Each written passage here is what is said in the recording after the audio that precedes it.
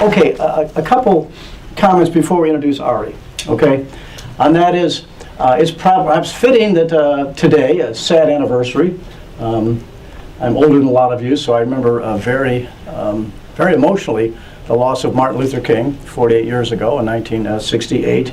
And perhaps it's fitting, assassinated at that time, but he did so much for voters' rights.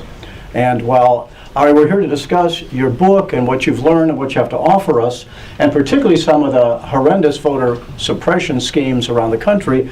I do want to tell you here in Illinois, we're doing pretty good. And we know, anybody that studies or reads his book, if you haven't, some people have worked so hard to stop people from voting. Voting is power, and if you look at all the people killed and or harmed or in some way suppressed, we know that. But here in Illinois, we've got people like yourselves and others that are working just as hard to make sure that that important franchise is working.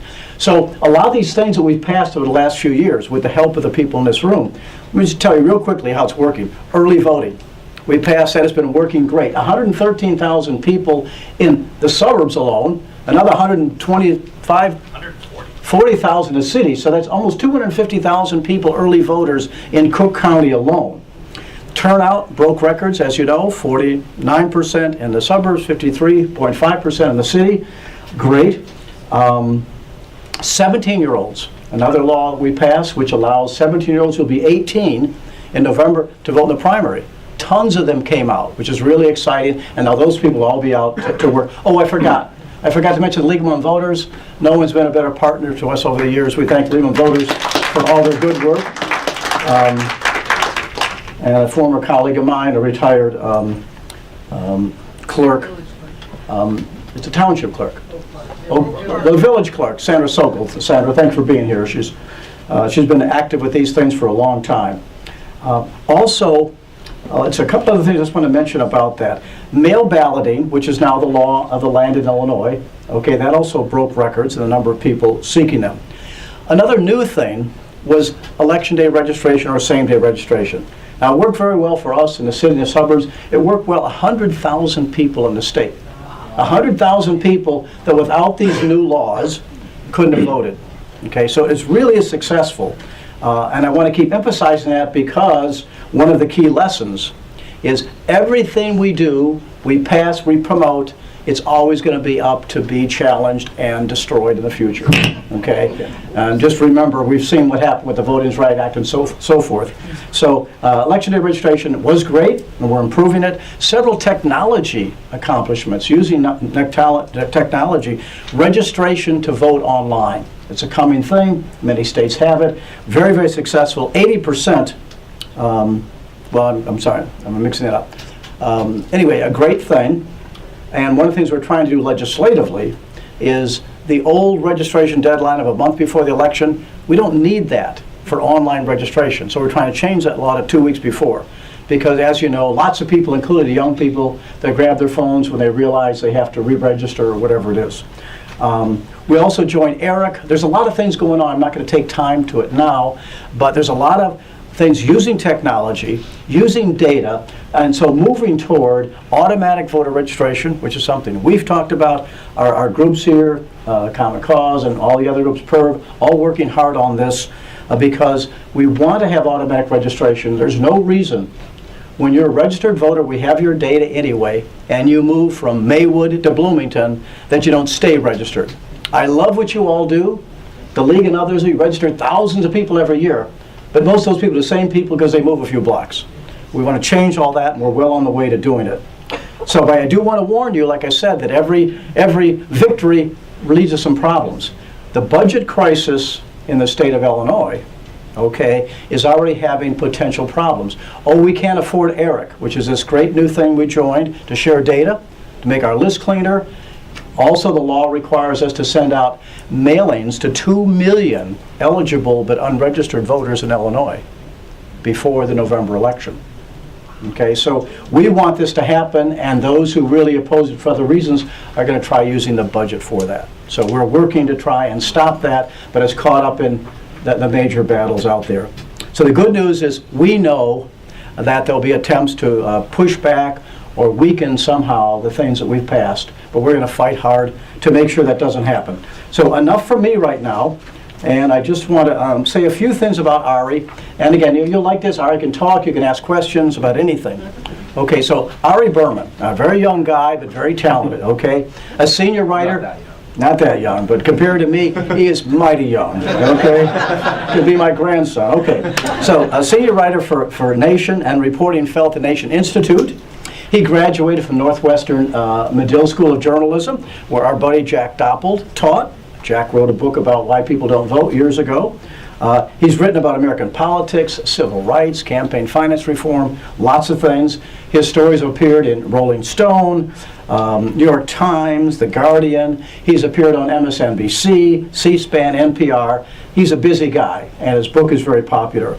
And that book is Give Us the Ballot, The Modern Struggle for Voting Rights. Andy Shaw, welcome. Nice to see you. Andy's on a crusade to improve our voting system. We appreciate that. What his book does basically is documents this struggle for equal rights to vote. And what I want to add to that is the continuing struggle. The continuing struggle. You cannot let up for any amount of time. And the book begins with the crowning achievement of the civil rights movement, which was, of course, the passage of the Voting Rights Act in 1965. By the way, there are chairs here. We can set up more chairs in the back. Those people want, but you don't want to come up here, I understand that. There's chairs here, but if you want to be in the back, because I know some of you have to leave early, you got a bar to go to, we understand. But there's other chairs we're going to bring out. It's okay to sit in the back, that's fine. We're on Central Time, so the national title game is not till 8. That's right, we know the games, don't worry, we'll be done long before the basketball game for the fanatics like myself and Ari. So besides all these wonderful things that Ari does, he's got a 17-year-old daughter. 17-month. 17-month, I'm sorry. See, he said he wasn't so young. Okay. There's limits, David. I have a 17-month-old daughter. He likes to hike. He likes sports. So, with no further ado, let's welcome someone who's got a lot of promise and a lot to tell us, Ari Berman. Great. Well, thank you guys so much for coming on a wintry April day. I've got to say, as a graduate of Northwestern and someone who spent a lot of time in Chicago, this weather has given me a little bit of PTSD, bringing back all my time by the lake, but it's really great to be back here. Chicago is one of my favorite cities in the entire world. I grew up in Iowa, so I've been coming here for years, back and forth, going to Nike Town and all sorts of different places for many, many years. And David, thank you so much for hosting this. We did an event at Northwestern. You were out of town, but our conversation after that led to this event here, and it was very convenient timing because I'm heading to Wisconsin tomorrow to cover that election, which I think is going to be run in a very different manner. You are not in charge of the election in Wisconsin, unfortunately, and I think if you were, things would be going very differently there. We're working on it. Yeah. So between Ohio and Wisconsin, the Midwest is keeping me quite busy this election season. But it's really great to be here with all of you. And as David mentioned, today is the 40th anniversary of the assassination of Martin Luther King. And I was thinking about that today because the title of my book, Give Us the Ballot, comes from the first major speech that Dr. King gave about voting rights in 1957. It was called Give Us the Ballot. And it took place at a gathering of 25,000 people at the Lincoln Memorial in 1957 called the Prayer Pilgrimage for Freedom. This was in many ways the precursor to the March on Washington. It was 6 years before the March on Washington where Dr. King gave his famous I Have a Dream speech at the Lincoln Memorial. And he was speaking at the same place that he gave that speech, but this was a very different time. This was 3 years after the Brown versus Board of Education decision, and that's why so many people had come to Washington to mark that anniversary. But in many ways, it was a somber anniversary, because a lot of people felt after Brown versus Board of Education that schools would desegregate all across the South. John Lewis, Martin Luther King, they all thought the South would change, but nothing changed. No schools desegregated.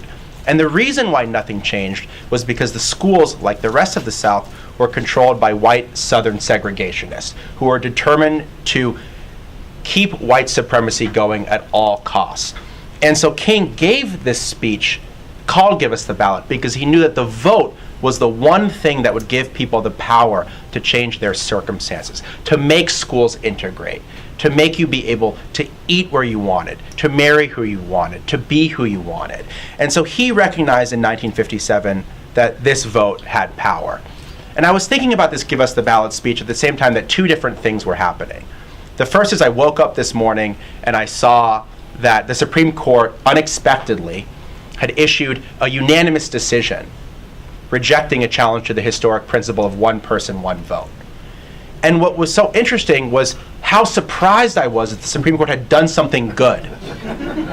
How different that was from the Supreme Court that Martin Luther King and John Lewis appealed to in the 1950s and 60s. The Supreme Court that gave us Brown versus Board of Education. The Supreme Court that upheld the Voting Rights Act. How different this Supreme Court is from that Supreme Court. And the second thing that I was thinking about is I'm heading to Wisconsin, where 300,000 registered voters don't have a government-issued ID under their new law, where they cut early voting on nights and weekends, where they've made it virtually impossible to register voters. This is Wisconsin, not Alabama, not Mississippi, a state that historically has been one of the best states running elections, the highest voter turnouts. They've had election day registration since the 1970s, but this is happening in Wisconsin.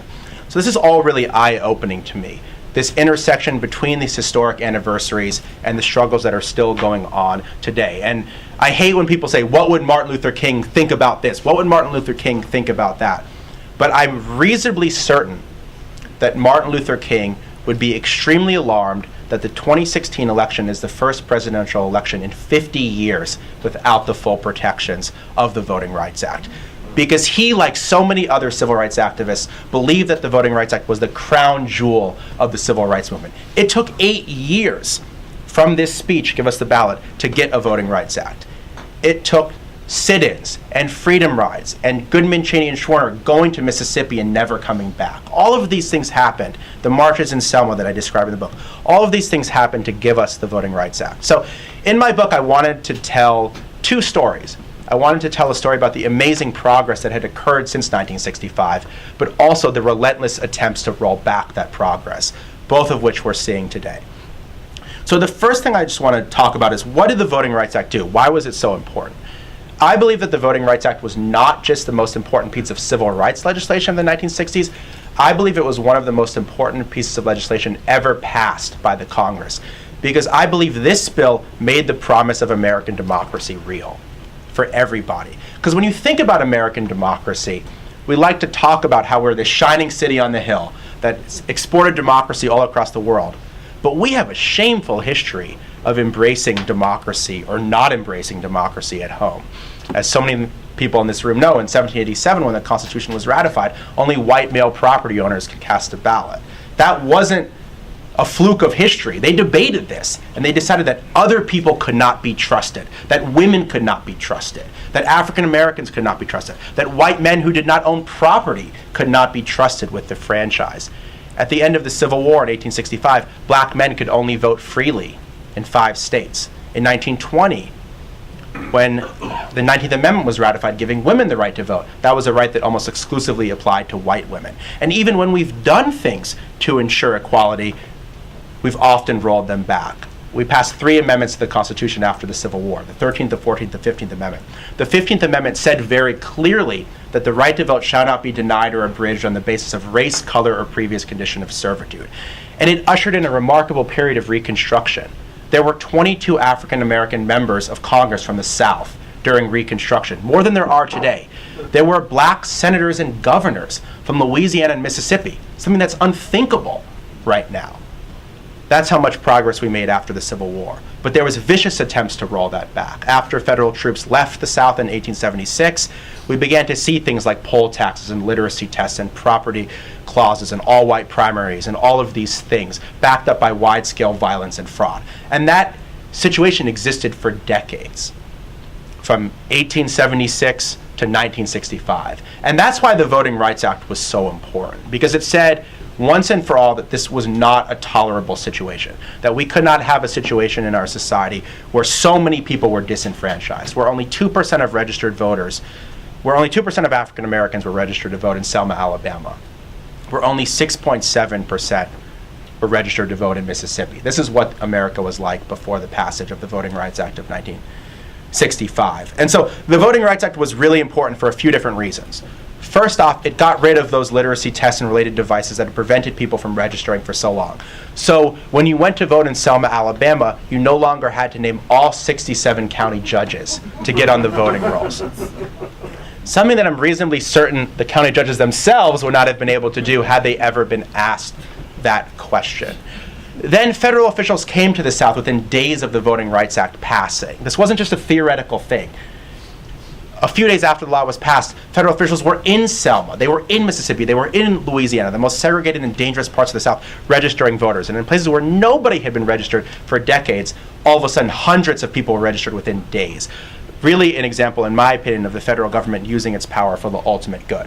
And then over a longer period of time, the Voting Rights Act created a situation where those states with the longest histories of voting discrimination had to approve their voting changes with the federal government. That was so important because of the history of Reconstruction, which is we knew that we had made progress and we had fallen back. And the Voting Rights Act said we were not going to allow a situation where people were disenfranchised, re-enfranchised, disenfranchised all over again. That's not who we were going to be as a society. We had to make sure that once people were re-enfranchised, that it stayed that way forever. Then the Voting Rights Act also created a mechanism that discriminatory election systems could be struck down with throughout the country. So it didn't just apply to the South. Litigation under the Voting Rights Act integrated the Chicago City Council, something I had no idea about until I researched the book. It integrated the LA City Council, the New York City Council. The biggest cities in the country integrated for the first time because of the Voting Rights Act. So a remarkable piece of legislation. But if that was the end of the story, I would not have had to write my book. You always want to have a happy ending, but sometimes you can't control how history turns out. And what I observed is that there has been a 50-year effort to try to roll back the Voting Rights Act and to try to roll back the historic achievements that Martin Luther King fought so hard for. And that began immediately. Immediately after the law was passed, the southern states challenged the constitutionality of the Voting Rights Act. And they said that it was unconstitutional. And the Supreme Court very quickly, in an 8-1 decision on 1966, said that the Voting Rights Act was constitutional, that it was meant to enforce the 15th Amendment, which had been ignored for so many years. So that should have been the end of the argument. The Supreme Court upholds the Voting Rights Act, states comply with the law, we all live happily ever after. But that's, again, not what happened. When we began to see a shift in representation, a shift in political power, when people like Barbara Jordan and Andrew Young and John Lewis were elected to the Congress, a new argument was made against the Voting Rights Act, which is if you drew a district that allowed the first African American or the first Hispanic or the first Asian American to be elected, that was a form of affirmative action in the electoral sphere, that it would lead to quotas and proportional representation, that the remedies for discrimination were as bad as the original sin of discrimination itself. And this was an argument that really was made aggressively beginning in the 1980s with the Reagan administration. I doubt there's that many Reagan supporters in this room, so I'm probably on okay ground here. I'm not speaking at the Trump rally in Milwaukee tonight. And so Reagan opposed the Civil Rights Act of 1964 and the Voting Rights Act of 1965 and the Fair Housing Act of 1968, the three greatest pieces of civil rights legislation of the 1960s. And Reagan kicked off his campaign for president, his general election campaign for president, in Neshoba County, Mississippi, where the civil rights workers, Andrew Goodman, James Chaney, and Mickey Schwerner had been murdered in 1964 by the Ku Klux Klan. And Reagan said at this notorious gathering at the Neshoba County Fair that he believed in states' rights, which had long been a code word for segregation. So when people say that there's no precedent for Trump in American politics today, I keep thinking about this speech that Reagan gave in Neshoba County, Mississippi. But I say all of this because it wasn't just that Reagan was elected. So many people followed him to Washington, and they led this counter-revolution against the civil rights era. And one of those people was John Roberts, the future Chief Justice of the Supreme Court, a really pivotal figure in this story. Roberts first clerked for Justice William Rehnquist. Justice Rehnquist was known as the Lone Ranger when he was appointed by Richard Nixon because he was so extreme on civil rights issues. Rehnquist actually kept a Lone Ranger figurine on his desk because he was proud of the label. Rehnquist believed that Brown versus Board of Education was unconstitutional. he believed that all white primaries in Texas were constitutional, and he had personally administered literacy tests to black and Hispanic voters when he was a Republican Party official in Arizona. So first, Roberts clerks for Rehnquist, and Rehnquist was kind of like the Federalist Society before there was a Federalist Society. He was training the next generation of conservative leaders in the law. Then Roberts goes and works for the Reagan Justice Department, and this is the most ideological part of the Reagan administration, and one of Roberts' chief responsibilities is voting rights. And the Congress was debating whether to reauthorize the Voting Rights Act, because parts of the Voting Rights Act were temporary and had to be reauthorized. And Roberts was writing memo after memo after memo to the Congress, basically saying that the Voting Rights Act should be as weak as possible. If Congress was going to reauthorize it, do it in a way that made the law as ineffective as possible. In his words, violations of the Voting Rights Act should not be made, quote, too easy to prove. And I say all of this because when Roberts became Chief Justice 3 decades later and gutted the Voting Rights Act, it didn't come out of nowhere. It was a product of a 30-year effort on his behalf to try to get rid of this law. And all of the forces in the conservative movement were propelling someone like him forward.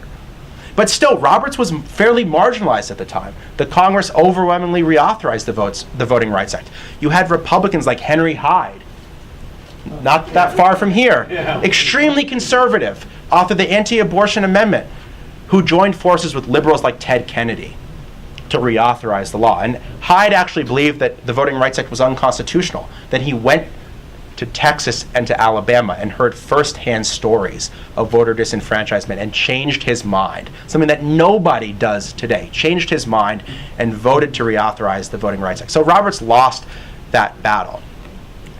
And it was interesting when I heard Ted Cruz in a recent debate say that he would never have appointed John Roberts as Chief Justice, because they were both clerks for William Rehnquist together. And during the 2000 recount in Florida, Ted Cruz was a policy aide for George W. Bush. And one of the things that Ted Cruz did was he assembled the legal team for George W. Bush's recount. One of his first calls was to John Roberts. And I tell this story about Florida 2000 because this was a really important tipping point, as important as what occurred in the 1980s with Reagan. Everyone remembers the hanging chads and the butterfly ballots and some elderly Jews mistakenly voting for Pat Buchanan in Palm Beach County. But what is not as well known is that in 2000 in Florida, there was a massive voter purge. Florida was one of only a few states that prevented ex-felons from voting. This was a ban that dated back to 1868, after the Civil War, when you could be a felon if you were African American simply for looking at a white woman. So many states had repealed these laws, but Florida had not. And the state claimed that all of these felons were on the voting rolls and needed to be purged. There was 2 problems with this purge.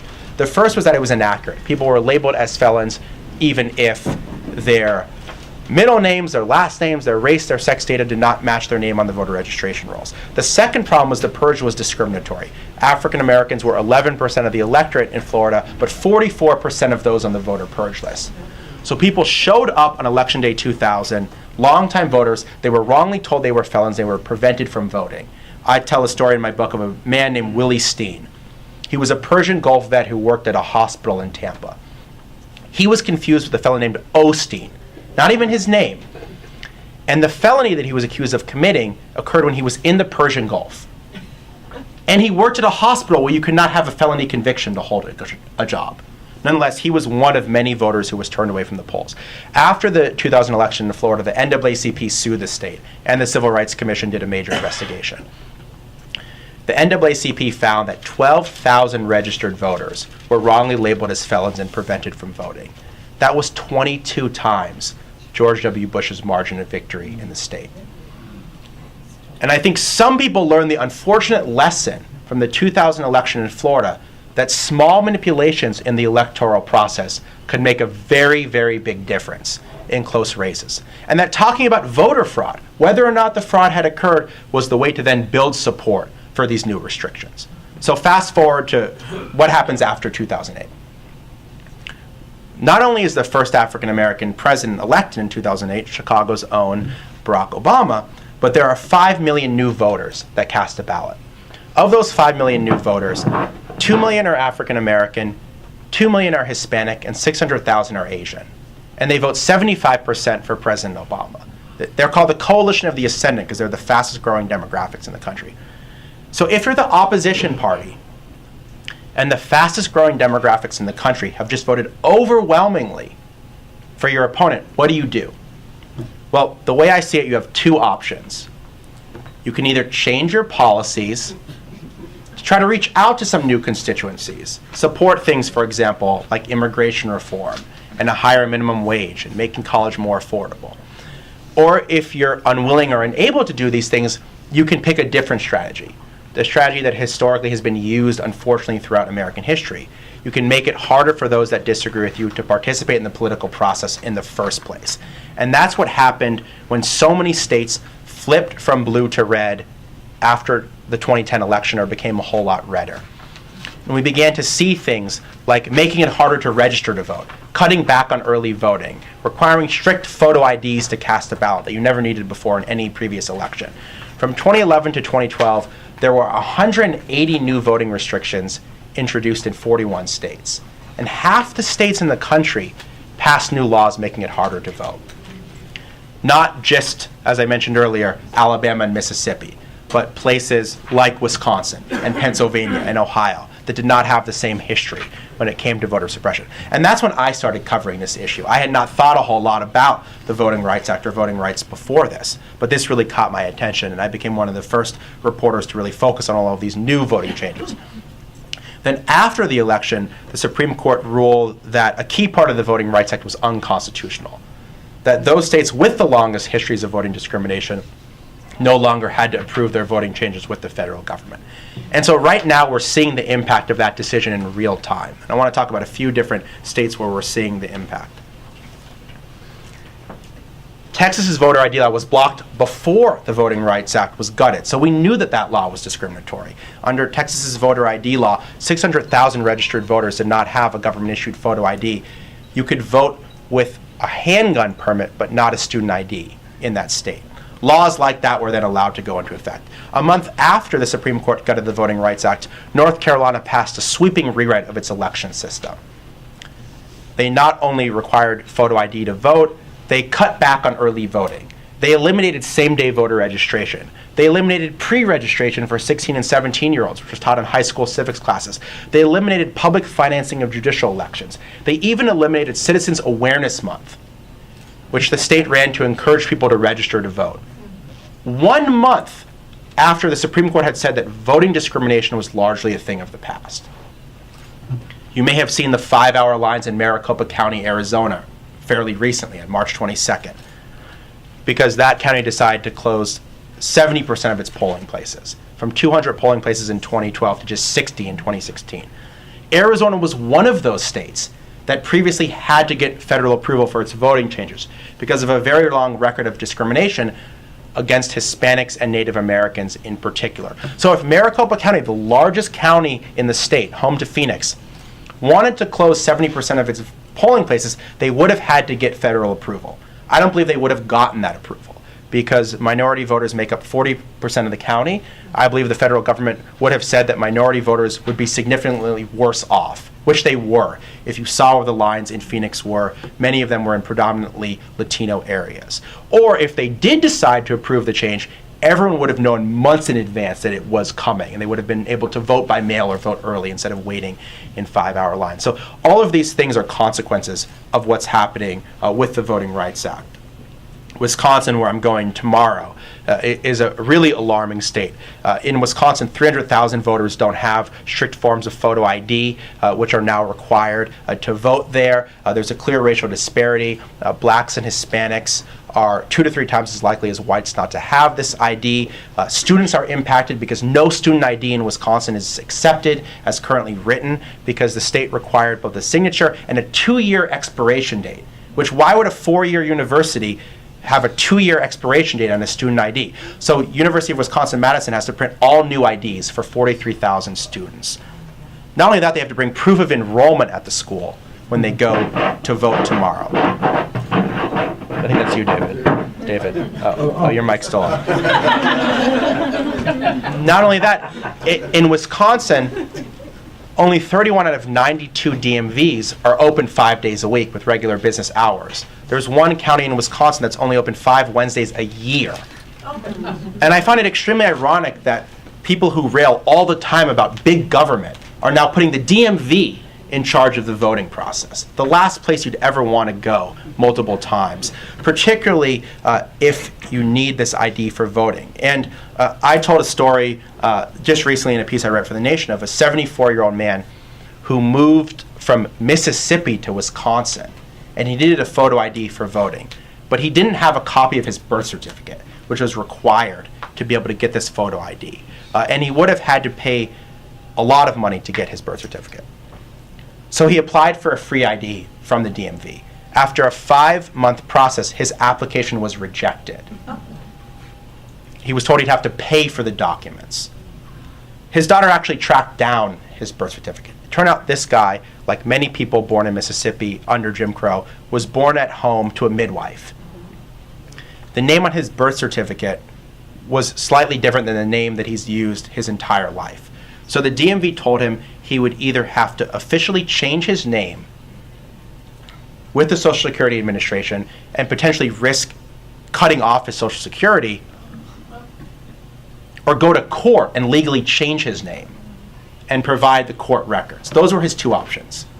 Pay a lot of money to change your name or pay a lot of money to go to court. There was no other options. The Supreme Court abolished the poll tax in 1966. They got rid of paying to vote, but now it's back in states like Wisconsin. So these are the kind of things that are going on in the year 2016. This is not an isolated case, trust me. I've been writing about these cases over and over and over again. I'm getting a little fatigued, quite honestly, having to continually write about them because I find it sad that someone would move from Mississippi to Wisconsin only then to be disenfranchised for the first time in their lives. So I think that's what's happening in 2016. I don't want to depress all of you on a Monday night. I just want to tell you what's going on. And the last thing I'll say about this is there have been 20 presidential debates so far. Apparently there's going to be one more between Bernie Sanders and Hillary Clinton. But the Voting Rights Act has not come up. Voting rights has not come up. So many people are treating this as a fringe issue instead of one of the most fundamental issues affecting the election. The last thing I'll say is that there's a lot of good things we could be doing to bring more people into the political process. David and so many people in this room are doing those things right here in Illinois. Things like online voter registration and early voting and same-day voter registration. These things work. People like them.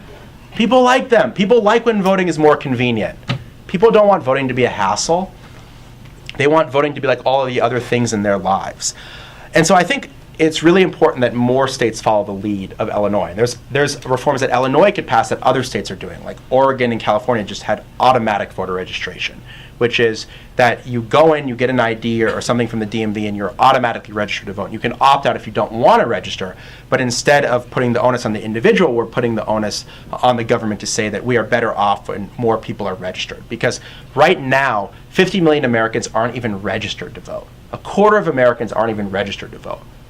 They're not participating in the Wisconsin primary. They're not participating in any of these primaries because they're not even registered. So I think we should commit ourselves to trying to figure out how to get all of those people involved in the political process, in addition to get all of those people who are already registered out to vote regularly. The last thing that I want to say, I know I've said this a few times, but the last thing I want to say is that in addition to changing policies, I think we need to change how we think about voting rights. Not the people in this room, but the public more collectively. And there's a few simple things that I think about the vote that I wish everyone believed. The first is that the vote is a right but not a privilege. We always talk about how the vote is a right, but we've historically treated it much more as a privilege and created one reason or another why people should be excluded from the franchise. The second thing I believe is that we are better off in a democracy when more people participate. I think, again, that should not be a debatable point. But there are people who believe that we are not better off when there is more people participating. The last thing I believe is that it's fundamentally immoral to try to win an election by preventing people from voting. That if that's your strategy for winning, you should not be in elected office. You should get another job.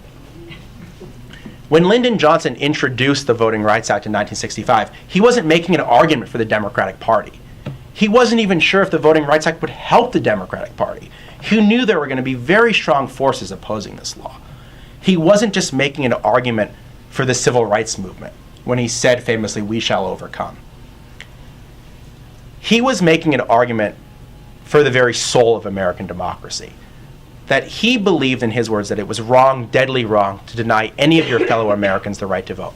That we could not be a democracy when people like John Lewis were being beaten within an inch of their life simply for trying to register to vote. That could not be who we were, and that could not be who we were as a country moving forward.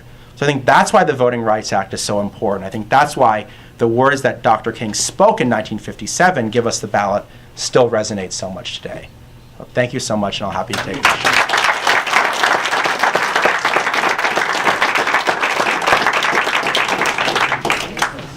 Do you want to ask the first one? No, okay, questions and comments? Well, one of the questions that I also, have pretty much, Kasich is the sitting governor of Ohio. Remember back in 2010, Ohio was one of the first states that pretty much voted irregularities and the voter ID issue was brought up. Now, how do you feel that the media, with him being still lingering on the Republican side, but still holding on, that they haven't brought up the voter ID issue and all of the different things that back in 2010 as well as 2012 that Ohio had problems with? Yeah, that's a good point. So actually, Ohio doesn't have a voter ID law, but the thing that Ohio did is they significantly cut early voting.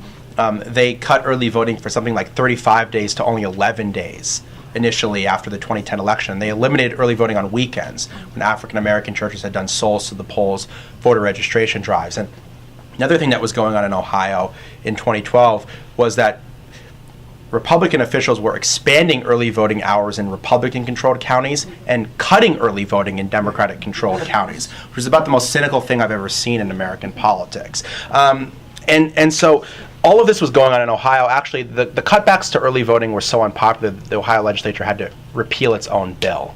And then many things were challenged before the courts, and so many of these laws were blocked. But I think that Kasich is getting largely a pass from the media because he is moderate in comparison to Trump and Cruz.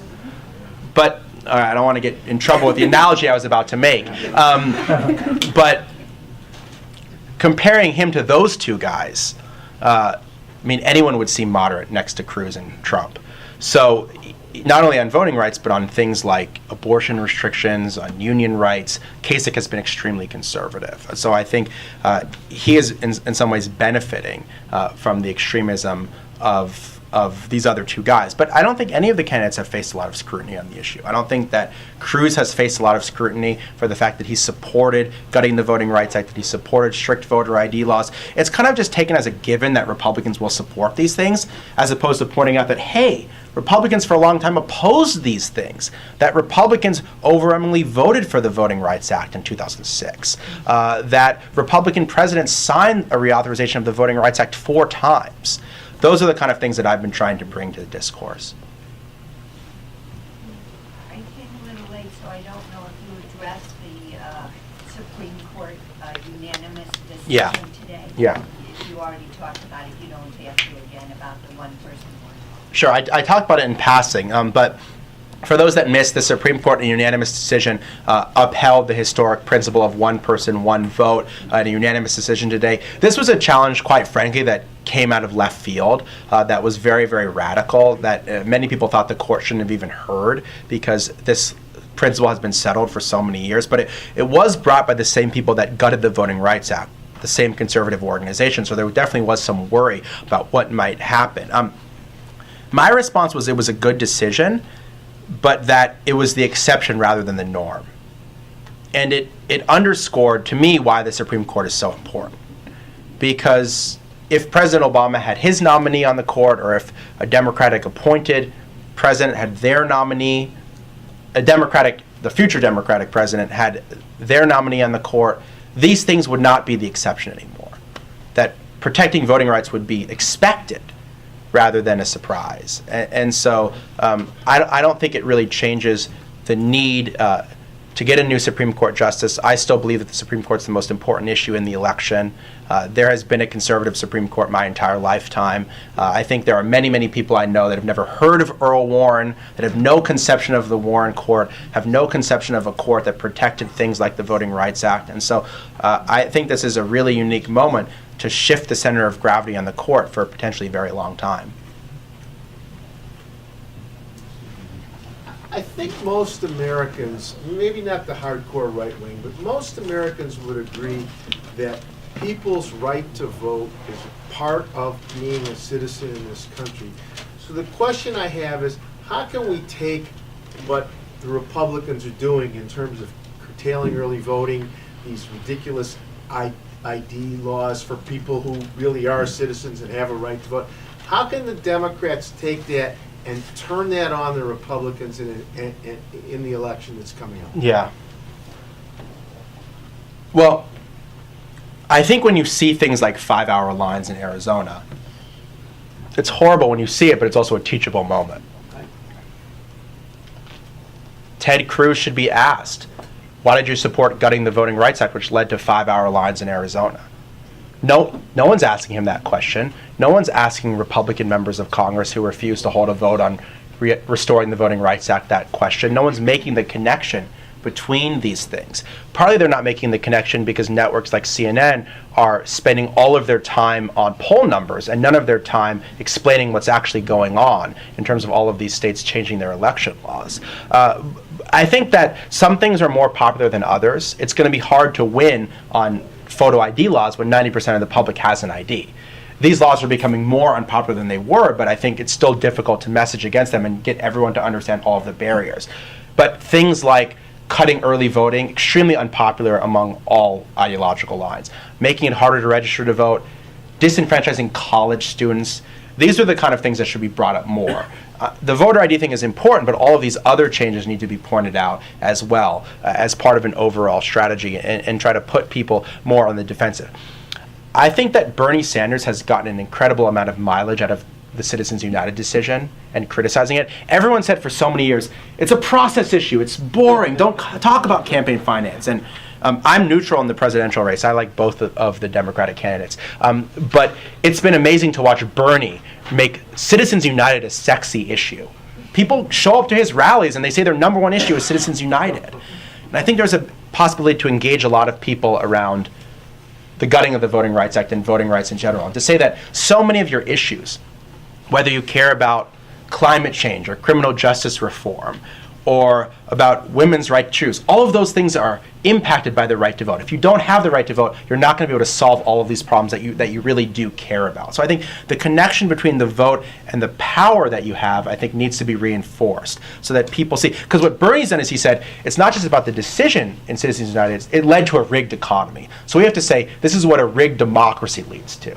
It leads to inaction on all of these issues. And one of the things that was interesting to me was just watching some of the local races in Illinois recently and watching certain people get ousted from office. Yeah. I won't name names. Watching certain people get ousted from office. And to see young voters make a connection between what they saw in the news, what they've experienced in their lives, and who was responsible for them. And to channel some of the outrage, some of the protests on the street into electoral politics. I thought that was really powerful, and I think it could be done in future races.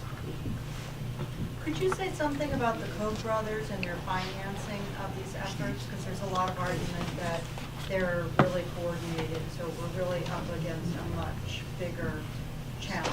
Yeah. Defending the vote. Well, so one of the groups that helped pass some of these laws was the American Legislative Exchange Council, otherwise known as ALEC, and they receive funding from pretty much everybody, including the Koch brothers. I mean, they exist to pair corporate interests with state legislatures, and they drafted mock photo ID legislation after the Supreme Court first upheld Indiana's voter ID law in 2008. And basically after 2010, we saw the same bills introduced over and over and over in places like Pennsylvania and Wisconsin and Texas, and they were all introduced by ALEC members. And I think it's very hard for state legislatures to coordinate that closely without someone helping to organize all of it. So certainly on that part of it, we saw the major interest be very involved. Also, the group that brought the challenge to the Voting Rights Act received funding from a lot of these very same people. So it's not like there was this grassroots uprising and suddenly all of these laws were passed. This was a top-down strategy at the highest levels to try to get these laws in place. So in addition to sort of the roller coaster of the primary season with the candidates, Yeah. what I find very interesting is how different states are and how they go about electing Yeah. candidates in the primary system. Yeah. And I'm wondering, do you think this should be something that is more uniform across the nation? Yeah. Does that add to the impact that you have in discrimination with voters? I think so. I mean, I think things like closed primaries are very confusing for voters. We saw in Maricopa County in Arizona, they had a closed primary, and we saw people that were independents waiting for 5 hours only to not be able to vote. And why were they not able to vote? They were registered voters. They were eligible to vote. They just hadn't declared for one party or another. So I have a problem with that. I also have a problem with caucuses, because caucuses are held usually on a weeknight, and they last a long time. You can't vote absentee. You have to be there the entire time. If you're working, if you don't want to bring your kids, it's a very inconvenient process for many, many people. And so I think particularly the Democratic Party, which is supposed to be standing for getting more people involved in the process, to have closed primaries and to have caucuses, I think is sort of counterintuitive to what they're standing for. I think David knows, I mean, not only do all the states have different elections, but counties have different elections. One precinct and another can vary dramatically. So I think if we had some more standards, it would certainly be helpful for voters. Maybe just quickly on that, a lot of us are pushing, remember, you mentioned earlier states' rights. And states' rights historically is something to be used for racial suppression and so forth.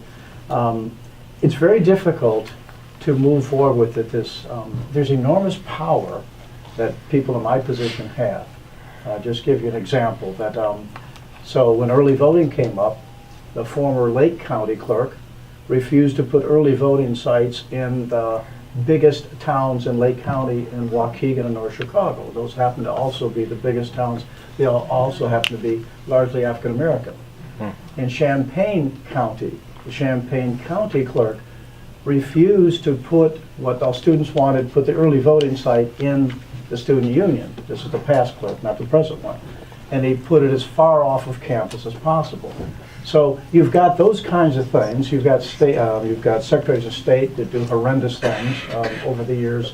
And it's hard to overcome the states' rights. We need to be looking for what common things should we be pushing across the board, because we shouldn't have these things that vary so much. One state will accept this kind of provisional voting, another state won't. So it's a tough sell because of the states' right issue.